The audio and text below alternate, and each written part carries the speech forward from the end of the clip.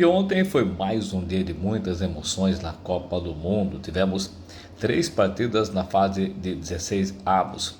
À tarde tivemos a seleção da Noruega passando pela seleção da Costa do Marfim. A Noruega abriu o placar com um belo gol. A seleção de Costa do Marfim conseguiu empatar também com um golaço, um gol muito bonito. Os dois primeiros gols da partida foram muito bonitos. Só que depois da Costa do Marfim ter empatado o jogo, a seleção africana deu uma segurada, ficou um pouco atrás, e a Noruega foi com a sua qualidade e acabou vencendo o jogo com o gol do Haaland. Um gol tranquilo para ele, um gol fácil, até ele tocou errado na bola, a bola acabou entrando devagar. Mas falando um pouco do jogo, a Noruega agora é o adversário do Brasil domingo, dia 5 de julho, 5 horas da tarde. De uma forma geral, para mim, a Costa do Marfim foi melhor, mostrou mais poder ofensivo, só que errou muito no momento de decisão. Em Copa do Mundo não se pode errar em momentos de decisão, tem que fazer o gol. E a Noruega não, a Noruega teve 2 ou 3 oportunidades e fez. E o grande problema das seleções africanas é este. Eles têm uma defesa muitas vezes que é vulnerável, a defesa de Costa do Marfim até que uma defesa boa, só que o ataque perde muitas oportunidades. E foi o que aconteceu ontem. No geral, a Costa do Marfim foi melhor, mas no futebol nem sempre o melhor vence. Noruega 2-1, Noruega adversária do Brasil nas oitavas de final. Já no comecinho da noite, tivemos a grande favorita, a França, jogando uma grande partida.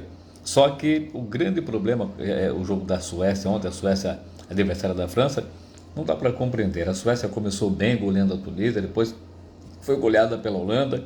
No terceiro jogo da primeira fase quase venceu o Japão. A vitória escapou por pouco no finalzinho do jogo. E ontem não dá para entender. Uma seleção quando ela é como o Japão fez contra o Brasil. Por mais que muitos acreditem que não, o Brasil ainda é melhor que o Japão. O Brasil é uma seleção que tem respeito, as outras seleções respeitam o Brasil.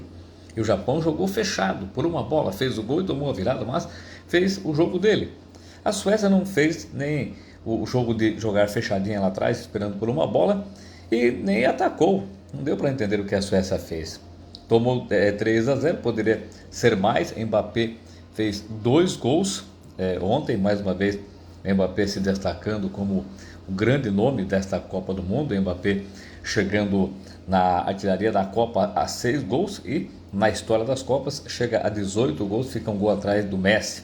O Mbappé tem incríveis números de 18 gols em 18 jogos em Copas do Mundo. Agora, França e Paraguai se enfrentam na fase de oitavas de final. A França continua como favorita, mas tudo pode acontecer porque o Paraguai, por mais que a Alemanha não seja forte como a França, eliminou a seleção da Alemanha.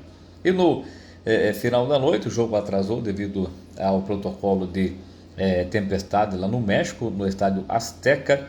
O México jogou muita bola ontem.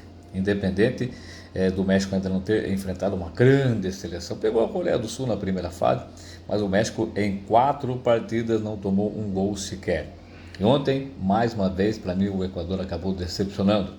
O México fez 3-0 e poderia ter ganho demais. O Equador que fez uma primeira fase razoável, perdendo para a Costa do Marfim, depois acabou não conseguindo vencer a seleção de Curaçao e venceu a Alemanha, se classificou, mas ontem ficou devendo e volta para casa.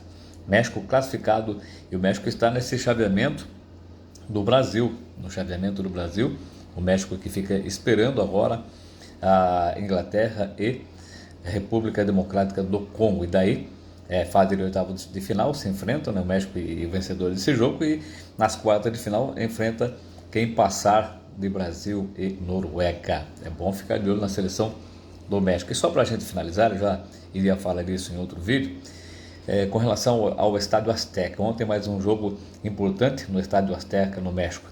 O Estádio Azteca é o único estádio do mundo na história a sediar 3 aberturas de Copas do Mundo, 70, 86 e agora 2026.